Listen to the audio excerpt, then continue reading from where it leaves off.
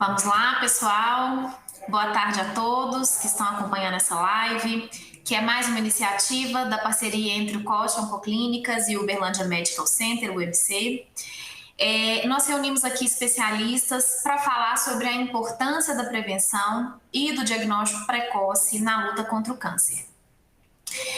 Nós sabemos que os meses de outubro e de novembro são marcados por campanhas que alertam para a necessidade da gente cuidar e de evitar os tumores da próstata e da mama, que são os tipos de tumores com maior incidência no mundo. Para a gente ter uma ideia, né, somente em 2020 são previstos mais de 65 mil novos casos de câncer de próstata e mais de 66 mil mulheres terão o diagnóstico de câncer de mama, né? De acordo aí com as estimativas do Instituto Nacional do Câncer, do INCA. Então, a gente vê que realmente são doenças muito prevalentes. E não tem muita dúvida, né, de que a melhor solução para combater o câncer é o diagnóstico precoce e a prevenção, né? E o diagnóstico precoce é porque a gente sabe que quando essas doenças são detectadas no início, né, quando são doenças detectadas de forma inicial, a gente consegue ter mais de 90% de chance de cura, né? E a melhor maneira da gente buscar se conscientizar e desmistificar os preconceitos, né, e incentivar o cuidado com a saúde é através da informação, né? Então, para esclarecer sobre os aspectos do câncer de próstata e de mama, nós recebemos aqui nessa live hoje o Dr. Juliano Cunha, que é cirurgião oncológico e mastologista do COT Oncoclínicas, titulado pela Sociedade Brasileira de Mastologia. Recebemos também o Dr. Juliano Fusisaki, então hoje nós temos dois Julianos aqui, que é urologista em atuação no Hospital UMC, com título de especialista pela Sociedade Brasileira de Urologia. Eu sou a doutora Isabela Lourenço, sou radio-oncologista do COT Oncoclínicas, também tenho título de especialista pela Sociedade Brasileira de Radioterapia. E vou compartilhar um pouquinho também da minha experiência com vocês aqui hoje em relação ao diagnóstico precoce e tratamento do câncer de próstata e de mama. Boa tarde aos meus colegas, os Julianos. Para vocês que acompanham essa live, né, que estão participando, vocês podem enviar as perguntas através do nosso chat e a gente vai responder essas perguntas ao vivo. Na verdade, os doutores vão falar um pouquinho. No fim das explicações, a gente vai ter um tempinho destinado a responder essas perguntas, tá? Bom, então, para começar, nós vamos iniciar pelo primeiro passo, né, para o combate ao câncer, que é a prevenção. Nós vamos iniciar com o Dr. Juliano Cunha. Juliano, qual seria o melhor caminho para evitar o câncer de mama? Boa tarde, doutora Isabela. Boa tarde, pessoal. Boa tarde, meu xará Juliano. Obrigado pelo convite, né, para a gente falar um pouquinho mais sobre o Outubro Rosa, mesmo já estando em novembro, mas eu acho que informação nunca é demais e quanto mais nós conseguirmos disseminar informações corretas e reduzir o medo da paciente, das mulheres, em relação ao diagnóstico precoce e a prevenção do câncer de mama, mais vidas nós vamos dar conta de salvar e de proteger, né? Quando a gente fala em câncer de mama, a gente está falando de um número realmente muito expressivo, mais de 66 mil diagnósticos de câncer de mama nas mulheres só nesse ano.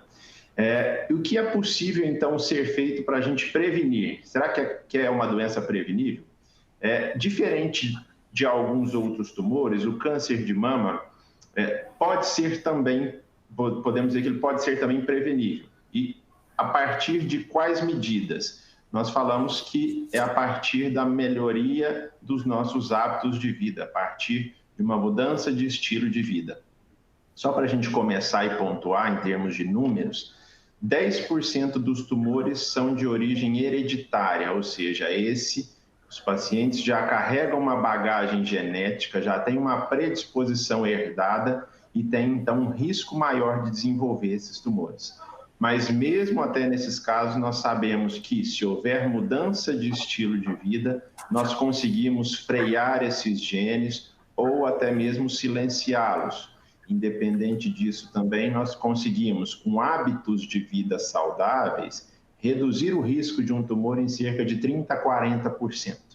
É uma estimativa em termos de porcentagem bastante grande. Conseguir reduzir a incidência de uma doença grave em 30% a 40%. Mas o que é preciso fazer, né? Então, nós vamos basear naquelas orientações que já são bem antigas e são bem básicas, mas que são importantíssimas. Nós precisamos melhorar o nosso hábito alimentar, diminuir a quantidade dos alimentos ultraprocessados, industrializados, aqueles que vêm em caixinhas, em várias embalagens, que duram anos e anos, melhorar a nossa habilidade de atividade física, né? Nós sabemos que a atividade física é essencial aí para um corpo saudável. E quanto de tempo de atividade física se fala? Em média, os estudos mostram que de 150 a 300 minutos por semana nós estaríamos dando uma melhor qualidade de vida, incluindo a proteção de doenças crônicas e do câncer. Então, seria 30 minutos 5 vezes na semana, e a gente sabe que se eu aumentar isso chegando a 1 hora, 5 vezes na semana, que dá os 300 minutos, eu também consigo melhorar a minha redução, vamos dizer assim. Ele é tempo dependente, isso é importante. Dormir bem faz parte, né? O gerenciamento do sono, regulação do ciclo circadiano, responsável por renovar as nossas células, por regular os nossos níveis hormonais, o cortisol. Então, tudo isso ajuda a reduzir processos inflamatórios, oxidativos no nosso organismo, que vão reduzir aí um potencial desenvolvimento do câncer de mama. Diminuição dos vícios, a gente sabe que o tabagismo e o etilismo também têm incidência direta na gênese do câncer de mama. Então, não fumar e não beber é a melhor opção.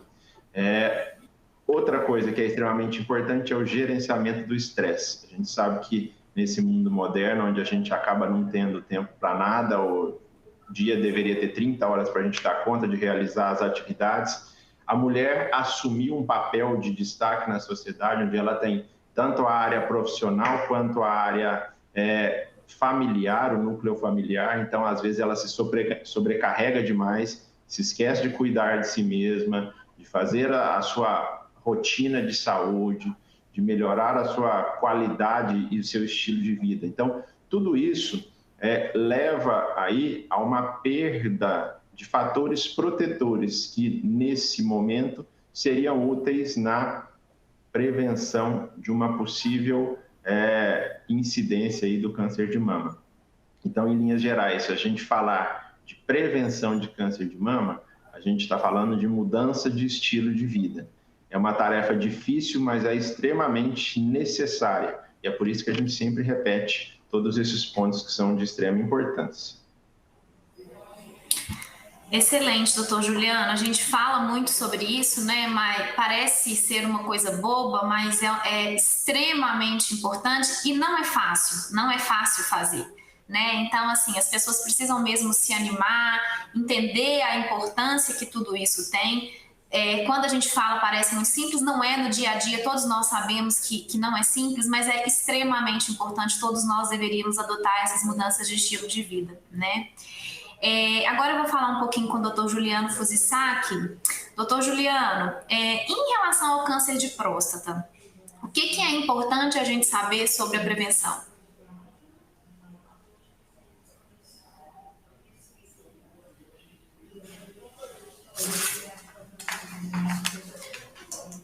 Doutor Juliano, eu acho que o seu fone está desligado.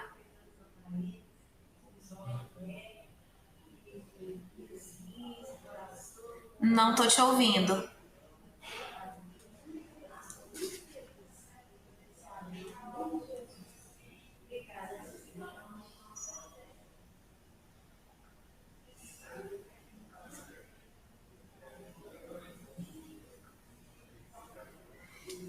Será que é o computador?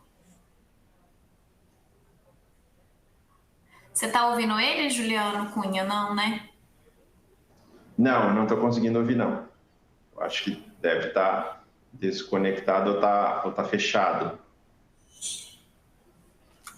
Eu acho que na parte de baixo tem uma opção para você abrir o fone. Você está conseguindo?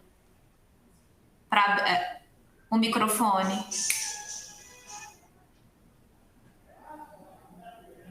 Não. Será que você muda de computador, Juliano?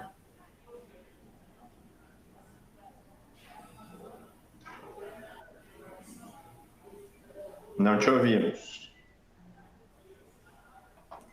Bom, eu vou ver se a gente consegue resolver esse problema. Acho que o Dr. Juliano Fuzisaki vai tentar sair e entrar de novo para ver se a gente consegue resolver esse problema. Não tem problema, daqui a pouquinho a gente fala um pouco sobre a prevenção do câncer de próstata.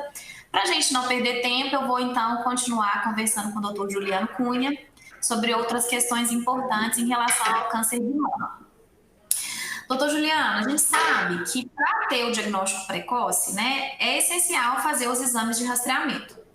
Eu queria que o senhor falasse um pouquinho sobre quais são os principais exames de rastreamento para câncer de mama e qual a importância que isso tem para as mulheres. E depois, logo em seguida, a gente volta a falar com o Dr. Juliano Fuzisaki. Ok. É importante a gente diferenciar prevenção com diagnóstico precoce. Muitas vezes a mulher acha que está em dia com a sua prevenção quando ela faz mamografia. Lembrar que mamografia, ultrassom de mama, os exames de imagem de rastreamento que a gente tem disponível hoje para o câncer de mama, não fazem parte da prevenção. A prevenção está lá naqueles tópicos que eu comentei anteriormente. A gente vai falar de diagnóstico precoce quando vai fazer essa prevenção, esse rastreamento em dia, né? A Sociedade Brasileira de Mastologia, esse ano, fez uma campanha falando quanto antes, melhor. Quanto antes se fizer o diagnóstico do câncer de mama, melhor serão os resultados, menor o tamanho da cirurgia, do tratamento, as alterações em toda a vida dessa paciente. Então, quanto antes, melhor. O que é orientado em relação ao rastreamento da paciente, da mulher, em relação ao câncer de mama? A Sociedade Brasileira de Mastologia e o Colégio Brasileiro de Radiologia orientam que a partir dos 40 anos deve ser feita uma mamografia anualmente. É importante lembrar que entre 40 e 50 anos, essa mulher ainda tem uma mama mais densa. Então, por esse motivo, muitas das vezes nós acabamos associando exames complementares. O exame inicial é a mamografia, mas muitas vezes nós associamos também a ultrassonografia da mama e, em alguns casos, a ressonância magnética. Lembrando que o exame tem a sua sensibilidade, a sua especificidade, e ele não isenta a necessidade de uma avaliação clínica, de um exame físico específico, de uma coleta de dados de toda a história, onde nós vamos avaliar o risco dessa paciente, os hábitos de vida, a necessidade de um controle talvez mais próximo ou não. Então, é importante um conjunto. Às vezes a mulher fala, minha mamografia está normal, não vou nem levar essa mamografia para o médico ver. É uma somatória de exame clínico, história e exames de rastreamento, onde a gente tem a mamografia como exame de escolha e a partir daí a gente pode lançar mão de outros exames. Ótimo. Agora a gente vai tentar falar novamente com o Dr. Juliano Fuzisaki. Juliano, seu áudio... Agora? Sim, agora sim, ótimo. Eu fechei, saí de novo e deu certo. Coisas da tecnologia que acontecem, né? Bom, vamos lá então. Doutor Juliano, o que é importante da gente saber sobre a prevenção do câncer de próstata? Tá, então, novamente eu queria agradecer, né, o convite para participar junto com vocês aí desse momento importante de conscientização da população, né? O câncer de próstata é uma doença que tem umas características bem relevantes, né? E é importante, os pacientes sempre nos perguntam, né, o que eu posso mudar no meu estilo de vida que pode repercutir em relação ao risco de eu ter ou não câncer. Na verdade, em relação ao que o Juliano comentou, isso daí é importante de qualquer forma, de forma geral para a saúde do paciente. Especificamente em relação ao câncer de próstata, o que tem mais impacto um pouquinho é a obesidade, né? A gente sabe que os pacientes que têm um grau de obesidade maior, eles têm não o risco de ter mais câncer de próstata, mas normalmente nesses pacientes a doença ela é mais agressiva, né? Nós acabamos encontrando patologias com um grau de agressividade maior, né? Então, são tumores de um risco, né, potencial bem mais elevado do que os pacientes aí que não têm uma obesidade acentuada. Agora, em relação, né, à questão da prevenção, eu sempre oriento os pacientes, né, que o melhor caminho para que eles evitem, né, ter um problema, né, mais sério é realmente, né, a vigilância, o rastreamento, né? Por quê? Porque somente dessa forma os pacientes vão conseguir, né, serem avaliados de forma adequada e diagnosticados em momentos adequados para o tratamento, né? Existem pacientes aí que têm uma chance maior, né, de ter a doença. É uma doença que está bastante associada com o envelhecimento. Então, um dos fatores de risco bem estabelecido é a idade, né? Os pacientes com mais de 50 anos, eles são mais acometidos pela doença. Um outro fator de risco importante, né, e isso daí impacta também bastante na hora da gente fazer o rastreamento com relação à hereditariedade, né? Então, isso é muito importante no câncer de próstata. Pacientes que nos procuram quando tem uma história aí familiar positiva para um ou dois familiares, esses pacientes precisam ser vigiados mais de perto, porque a incidência é muito maior, né? Então, parentes de primeiro grau, né, quando irmãos ou pai que teve a doença, isso impacta muito na vigilância desse paciente. E um outro fator também bem definido, né, diz respeito aí à raça do paciente, né? Os pacientes afrodescendentes, eles têm uma característica que aumenta bastante o risco desses pacientes serem acometidos por essa doença. Então, em relação a hábitos de vida, eu acho que a obesidade é o principal fator, né? E em relação a outros parâmetros, eu acho que a idade é um fator importante, né? Então, um ponto de corte que a gente sempre, né, enfatiza hoje é os 50 anos, o paciente tem que estar sendo acompanhado regularmente, e aqueles pacientes que têm fatores de risco relacionados com hereditariedade ou com a raça, nós começamos a acompanhar esses pacientes 5 anos mais cedo. Com 45 anos, esses pacientes também já precisam vir ao consultório fazer acompanhamento regular, independente deles terem sintomas ou não, né? E sempre oriento que a doença ela é silenciosa no início e que o melhor momento de tratar a doença é no momento em que ela é silenciosa, né? Então, eu acho que são algumas ponderações importantes em relação ao câncer de próstata. Já tiveram alguns questionamentos em relação à alimentação, em relação a alimentos que pudessem, às vezes, diminuir o risco. A atividade sexual também foi bastante questionada em alguns trabalhos científicos, mas não foi comprovado isso estatisticamente, né, em um estudo populacional. Então, por isso que a gente nem comenta isso muito com os pacientes, porque a gente se baseia bastante em evidência para poder tomar conduta, né? Sim, sim. Doutor Juliano, você falou, né, aí sobre a importância da gente diagnosticar essa doença antes que ela tenha qualquer sintoma, né? O senhor poderia detalhar um pouquinho mais quais são os exames que têm que ser feitos, em relação um pouquinho também ao toque retal, que muitos pacientes têm medo ou têm algum tipo de angústia de ser feito, enfim, a gente sabe que alguns homens não evitam esse exame ao máximo. Gostaria que o senhor falasse um pouquinho sobre a importância desses exames.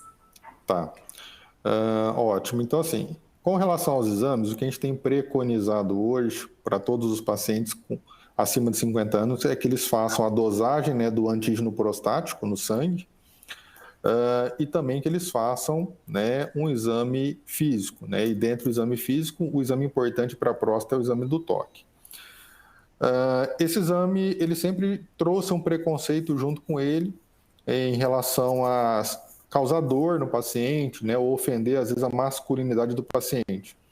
E hoje a gente conversa muito com o paciente, principalmente numa primeira consulta, né? A gente explica da importância do exame, que é um exame rápido, né, que é um exame feito não para ofender o paciente, e sim para poder ajudá-lo aí, né, numa possível avaliação de uma doença potencialmente fatal.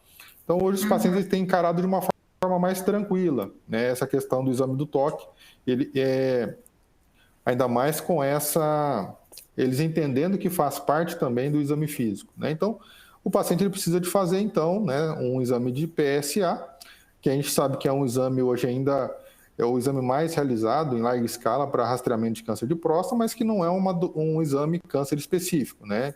Existem outras patologias que podem alterar o PSA, por isso que o toque se torna tão importante, porque ele acaba nos ajudando também a diferenciar se uma elevação de PSA está mais, né, voltada para o tumor ou por uma outra patologia prostática. E existem exames de imagem também que estão trazendo grandes contribuições para que a gente possa também conduzir, né, esse paciente, né?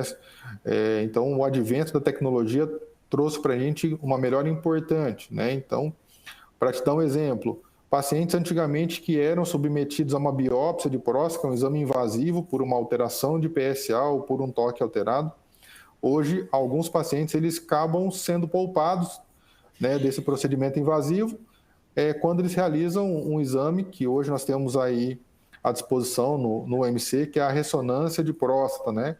É um exame de alta definição que nos traz grandes informações e características, né, funcionais da próstata que nos ajudam a decidir se o paciente é um candidato a uma biópsia de próstata ou não, né?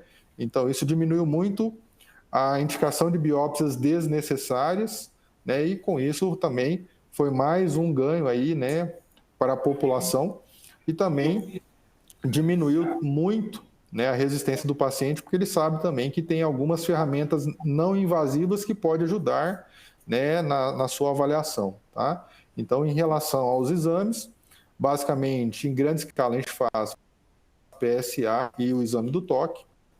E naqueles pacientes que têm alguma alteração, normalmente hoje a gente acaba encaminhando para fazer uma ressonância. E aí, quando a ressonância ela é sugestiva realmente de uma lesão tumoral, aí o paciente vai para uma biópsia de próstata.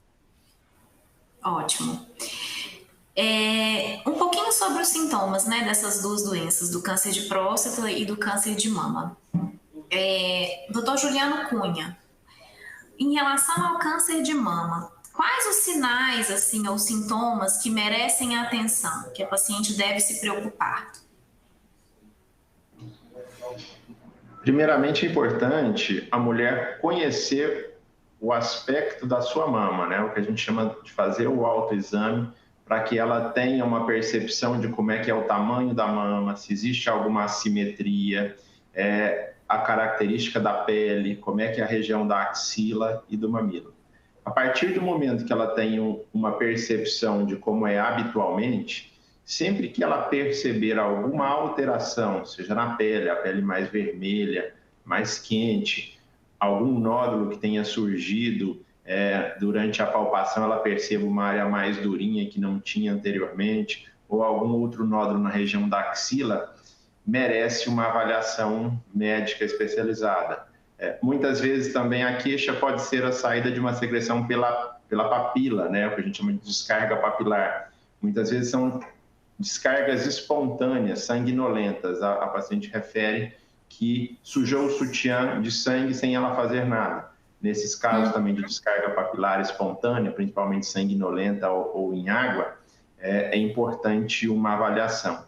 Então, o que nós chamamos bastante atenção é se a mama feminina estiver diferente do habitual, se ela perceber algo diferente, a maior parte dessas alterações são em forma de nódulos, geralmente nódulos mais endurecidos e não dolorosos, né? A gente costuma falar que câncer de mama não dói. Então, ela não vai esperar que tenha alguma dor para procurar uma avaliação. A partir daí, é importante que ela tenha essa percepção e vá buscar uma avaliação para que a gente distinga o que é uma alteração por uma inflamação, por uma infecção normal, ou por alguma coisa que seja fisiológica e benigna, ou então fazer um diagnóstico, se necessário, do câncer de mama.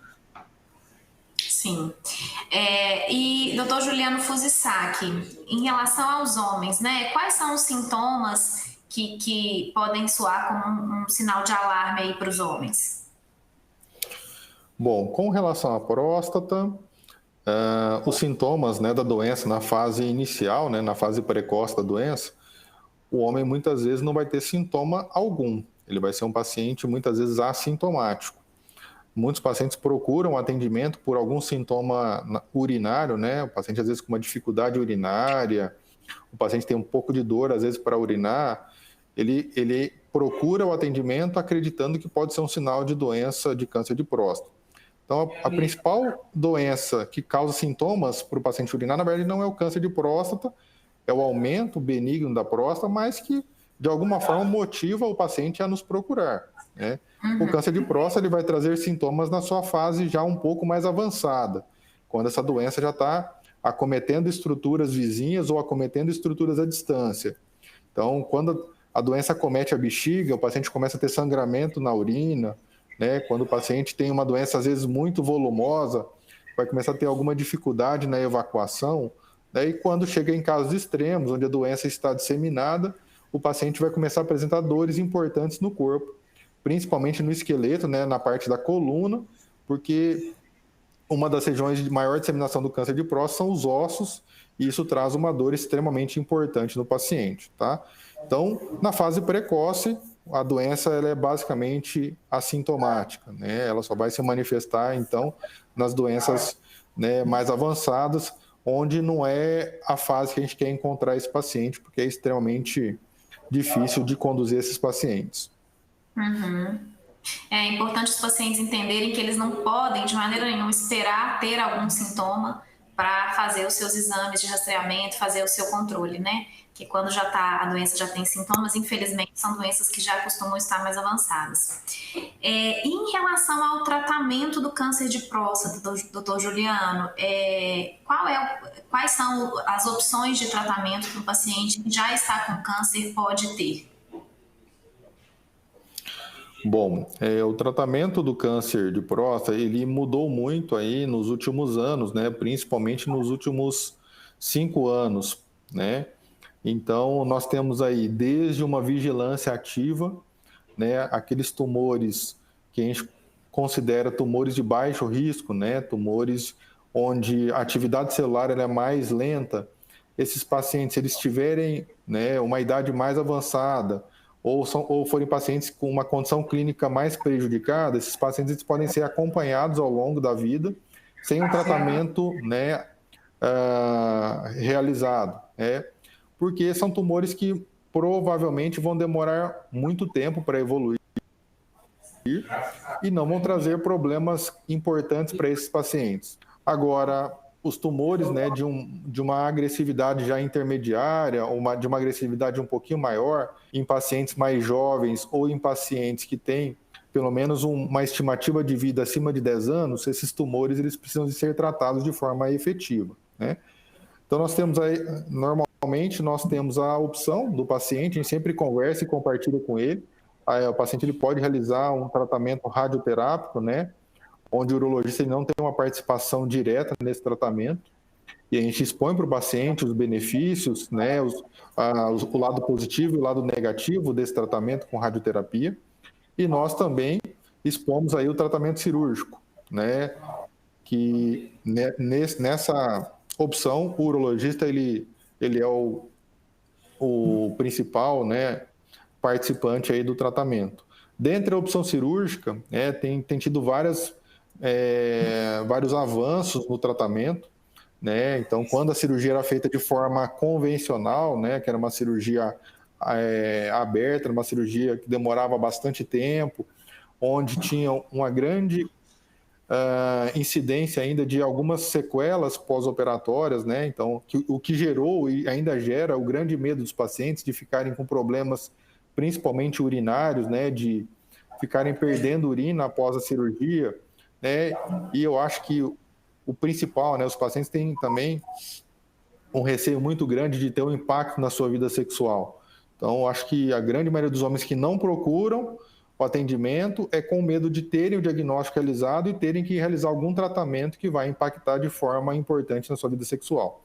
Então, com o advento dos tratamentos minimamente invasivos, né, com o advento da laparoscopia, então trouxe aí um avanço em relação à recuperação pós-operatória. O paciente ele tem uma permanência hospitalar mais breve, ele tem dor pós-operatória também bem mais reduzida em relação à cirurgia convencional. né? Então, isso trouxe uma melhora importante na recuperação do paciente.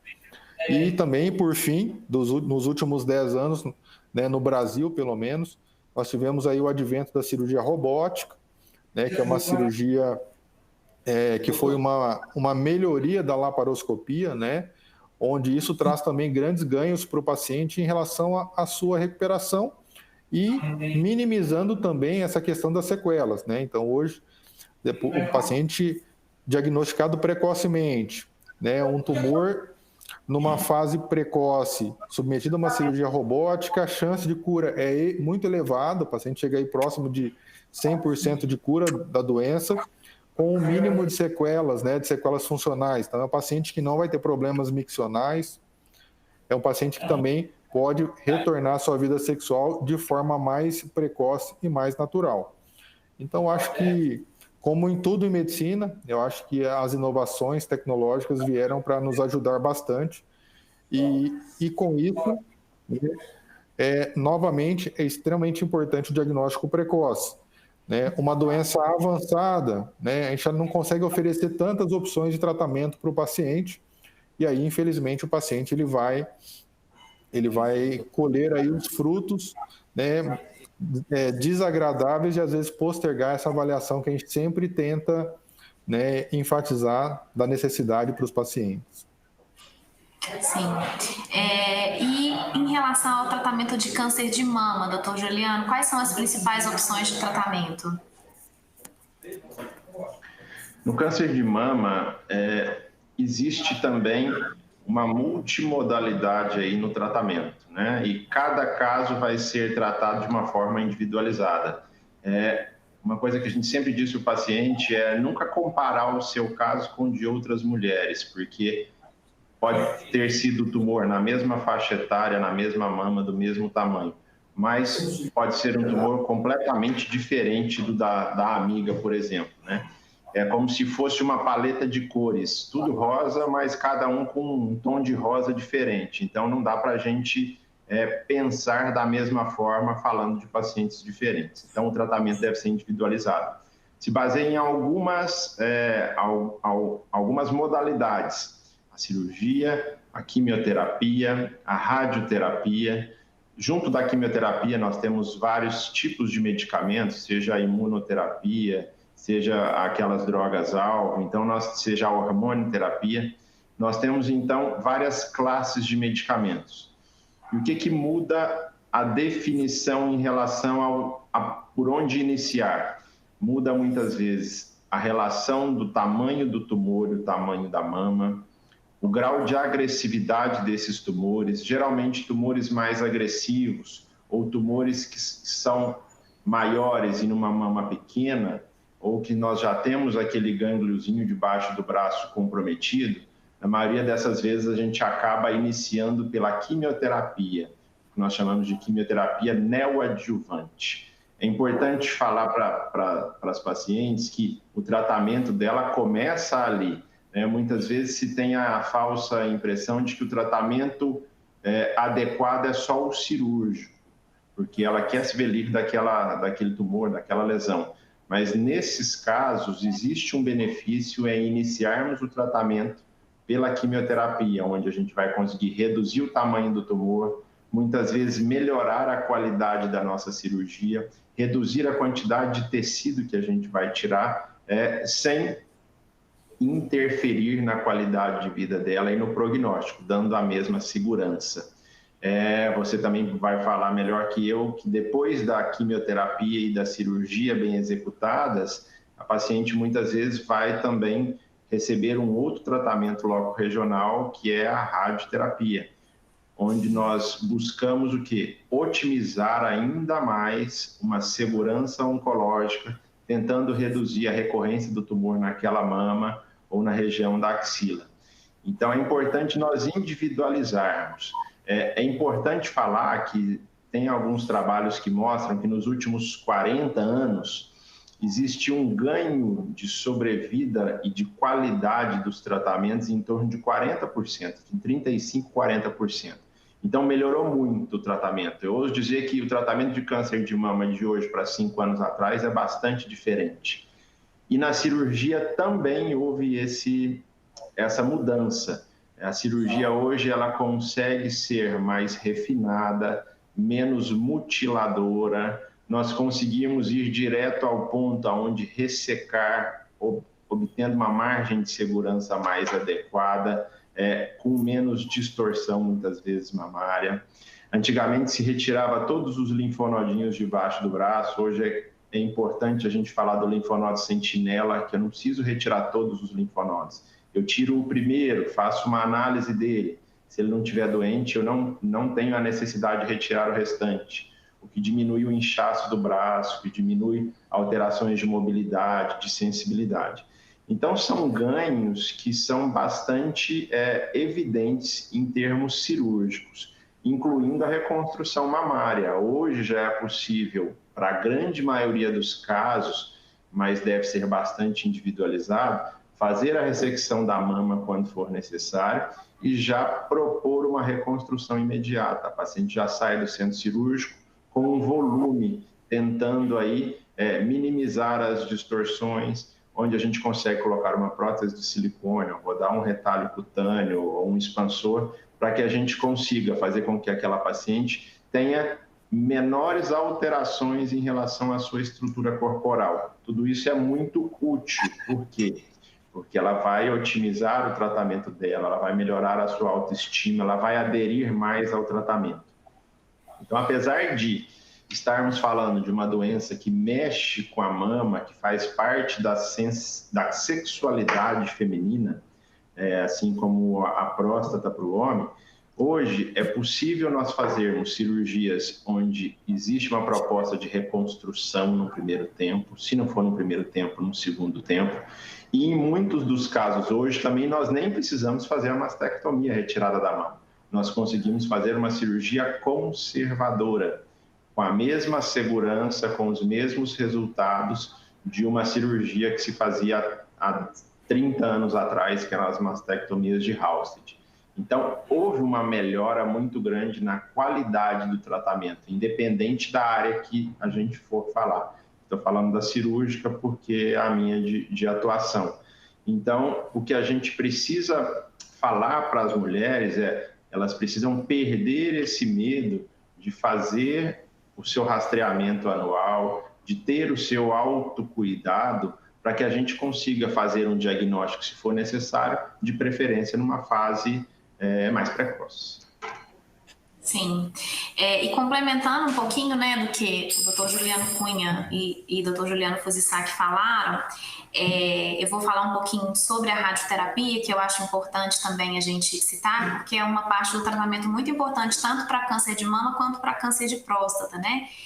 A maioria das minhas pacientes me chega no consultório questionando o seguinte: doutora, em relação ao câncer de mama, né?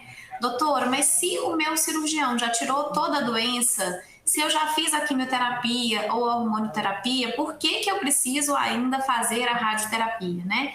E é muito interessante a gente pensar sobre isso, porque realmente não faz sentido na cabeça das pacientes. Mas a gente faz a radioterapia pensando no seguinte: se porventura tivesse restado uma célulazinha, uma pequena doença micrometastática que nós não vamos conseguir enxergar com nenhum tipo de exame, né? A radioterapia tem por objetivo matar essa célula, e dessa maneira a gente consegue melhorar o controle local, né? Diminuir o risco.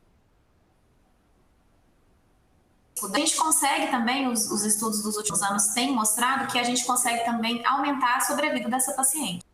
Então, é um tratamento que tem bastante importância no câncer de mama. Quase todas as pacientes acabam tendo que fazer a radioterapia, principalmente aquelas que fizeram cirurgia conservadora, né? Naquelas outras pacientes que retiraram a mama toda ou que fizeram uma adenomastectomia, a gente costuma fazer a radioterapia naqueles tumores maiores, né, maiores do que 5 centímetros, ou quando tem linfonodo clinicamente positivo, ou quando tem linfonodo na cirurgia, né? Quando o sentinela ou os outros linfonodos foram positivos na cirurgia, são pacientes que teriam também indicação de fazer a radioterapia. Assim como a cirurgia, a radioterapia avançou muito nos últimos anos, né? Então, hoje a gente tem cada vez menos efeitos colaterais do tratamento. Para câncer de mama, a gente tem uma técnica chamada de field in field, que a gente consegue homogeneizar mais a dose, e com isso a gente tem muito menos reação de pele do que se tinha antigamente, onde as pacientes tinham muito medo de ficar com queimaduras na pele. Hoje a gente quase não vê queimaduras muito importantes, né? A gente vê radiodermite, mas na maioria das vezes leves.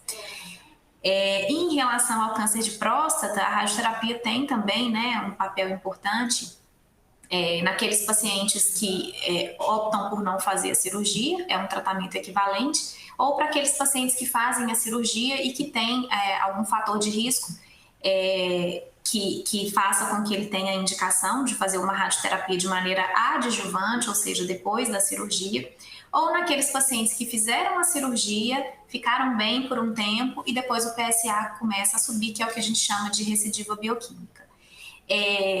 Também é um tratamento que, como a cirurgia evoluiu muito nos últimos anos, né? Hoje nós temos técnicas excelentes, técnica de MRT, de IGRT, que conseguem concentrar a dose onde a gente precisa, né, na próstata principalmente, ou na loja prostática, nos pacientes que foram submetidos à cirurgia, e conseguem diminuir a dose nos órgãos sadios que estão próximos, né, que é o que causa os principais efeitos colaterais. Então, hoje também é um tratamento com muito menos efeito colateral do que era há alguns anos atrás, né. Então, na maioria das vezes, os pacientes têm uma tolerância excelente ao tratamento.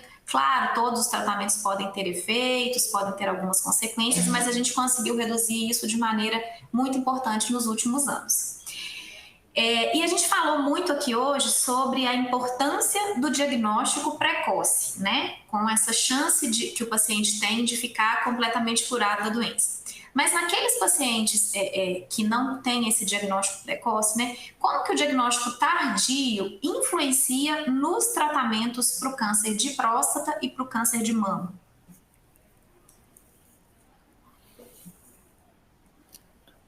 Bom, vou começar a falar, tá, Juliano?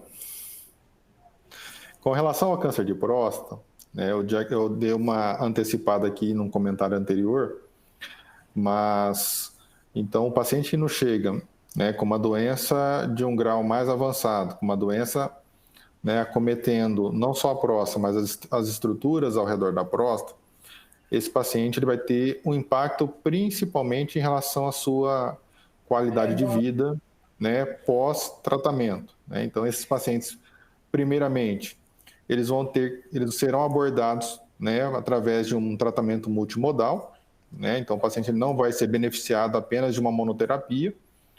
E no caso da cirurgia, né, da retirada da próstata, esse paciente também a cirurgia acaba sendo mais agressiva, né? Porque você acaba tendo que tirar estruturas, às vezes de uma forma até um pouco mais radical do que ela já é, né? Você tem que tirar uma quantidade de gânglios linfáticos maiores. Isso implica em, às vezes, alguma complicação, né? Como uma das complicações que acontecem é o acúmulo, a produção excessiva de linfa nesses pacientes, né? Então, eles ficam drenando durante muitos dias ali após a cirurgia, tá? Uma outra complicação também que pode acontecer, você tem que, às vezes, retirar, né, o feixe vasculo nervoso desses pacientes, né, que é responsável principalmente pela ereção do paciente. Então, esse paciente ele vai ser condenado aí a um quadro de impotência quase que definitivo após o tratamento, sem falar, né, nas doenças muito agressivas, onde você tem, às vezes, uma invasão, né, da parte ali do reto, que é o final do intestino, ou até mesmo da bexiga, né, onde esse paciente pode ir até por uma derivação, né, uma derivação urinária ou uma derivação, né, até intestinal. Então, o paciente que é diagnosticado, então, nessa fase tardia e extremamente triste da doença, infelizmente, ele vai ter problemas, né, em relação à cura, né, porque diminui muito as taxas de cura nesses pacientes e aumenta muito o índice de complicações e sequelas pós-operatórias, né? E esse paciente será também, depois, como eu disse, será submetido a um tratamento multimodal, onde algumas medicações elas são indicadas, mas que também pode gerar algum tipo de repercussão clínica para esse paciente. Excelente. Doutor Juliano, como que o diagnóstico tardio influencia no tratamento do câncer de mama? Eu acho que vai pelo mesmo raciocínio no câncer de próstata. Quanto mais extensa a doença, mais extenso é o tratamento que precisa ser implementado. Então, cirurgias maiores, necessidade de mastectomia, muitas vezes da retirada de todos os gângliozinhos debaixo da axila, a linfadenectomia, necessidade de quimioterapia mais prolongada, rádio. Então, é um conjunto de tratamentos que a gente vai precisar aumentar, né? E aumentar também os esforços para que a gente consiga os melhores resultados. É importante falar também que a gente fala bastante em diagnóstico precoce, mas a paciente que não conseguiu fazer o diagnóstico precoce, ela não deve se sentir culpada. O que é preciso ser feito é definir um tratamento adequado, unir os esforços da equipe e entender que o tratamento precisa ser feito e a gente pensar da melhor forma possível de dar o que for necessário em relação aos cuidados oncológicos para essa paciente. Mas quanto maior a extensão da doença, maior vai ser a necessidade da gente somar forças aí e utilizar as armas que a gente tem para tratar o câncer de mama. Sim, claro, a gente fica falando muito sobre diagnóstico precoce, né? Mas eu acho importante a gente dizer também que graças à evolução da oncologia nos últimos anos, mesmo aquelas mulheres ou aqueles homens que às vezes chegam pra gente até com doença metastática, os tratamentos evoluíram tanto hoje que a gente consegue oferecer muita qualidade de vida e por muito tempo, né? Mesmo naqueles casos que já são metastáticos. Então, mesmo que a pessoa tenha esse diagnóstico tardio, ela não deve sentir medo ou sentir algum receio de procurar por ajuda, porque nós temos muita coisa para ser feita, né? A gente tem uma pergunta no chat, a pergunta da Joana Paula, pergunta interessante. Ela pergunta mais para o doutor Juliano: os sintomas do câncer de mama são os mesmos para os homens? É importante lembrar que é uma doença rara no homem, mas que para cada 100 mulheres com câncer de mama, a gente tem o diagnóstico de um homem doente. Então, existe também e é preciso ter atenção. O que acontece no caso do câncer de mama masculino? Geralmente, o homem vai perceber algum carocinho perto da areola ou atrás da areola, geralmente um carocinho endurecido, que é mais fixo, não muda de lugar, em algumas situações associado à descarga papilar, seja sanguinolenta ou seja tipo água. Em casos mais avançados, ele pode perceber também uma alteração debaixo do braço, na axila. Se esse homem não procurar uma avaliação, aquele carocinho pequeno vai aumentando e a gente vai então tendo sintomas mais exuberantes, podendo causar dor, processo inflamatório, uma feridinha naquela região da mama. Então, é importante a gente lembrar que não é necessário fazer o autoexame igual na mulher, todo mês, mas é importante perceber como é que é a mama masculina. E no caso de alguma alteração, algum carocinho diferente, alguma alteração de pele, às vezes a pele mais grossa, mais avermelhada, ou então o carocinho embaixo da axila, procurar uma avaliação também para que a gente consiga fazer o diagnóstico ou excluí-lo. Sim, os homens também, então, devem se atentar, né? Bom, pessoal, nós vamos ficando por aqui. Nós temos agora uma live em seguida, uma live do pessoal do Nordeste, às 17 horas. É um bate-papo sobre vida sexual e tratamento oncológico. Eu gostaria de agradecer muito a companhia, as participações que enriqueceram tanto esse momento. Aos colegas, né, Dr. Juliano Cunha e Dr. Juliano Fuzisaki, que se disponibilizaram para compartilhar um pouco das suas experiências. Muito obrigada. Eu também agradeço a oportunidade de participar dessa live, acho que foi muito enriquecedora, acho que a gente aprendeu muitas coisas. E nós convidamos a todos a acompanharem as plataformas digitais da Oncoclínicas e do Complexo UMC, para ficar por dentro das novidades, dicas de saúde e acompanhar as outras transmissões que vão acontecer ainda esse mês, né? A gente ainda tem no dia 16 de novembro, no dia 23 de novembro, outras duas lives que vão falar um pouquinho sobre as formas de tratamento do tumor. Hoje a gente falou um pouco, mas eles vão falar um pouco mais, né? Esses temas vão ser temas de debate no perfil do Complexo UMC no Instagram. Então, sigam o Complexo UMC no Instagram para ter acesso também a essas próximas lives que nós teremos. Muito obrigada. Nós vamos ficando por aqui, né? Um ótimo restinho de tarde e um ótimo resto de semana para todos vocês. E até a próxima. Obrigado. Um abraço. Obrigada, doutores Julianos, os dois. Obrigado, foi um prazer participar. Tchau, tchau. Boa tarde, tchau, tchau. Um abraço, boa tarde.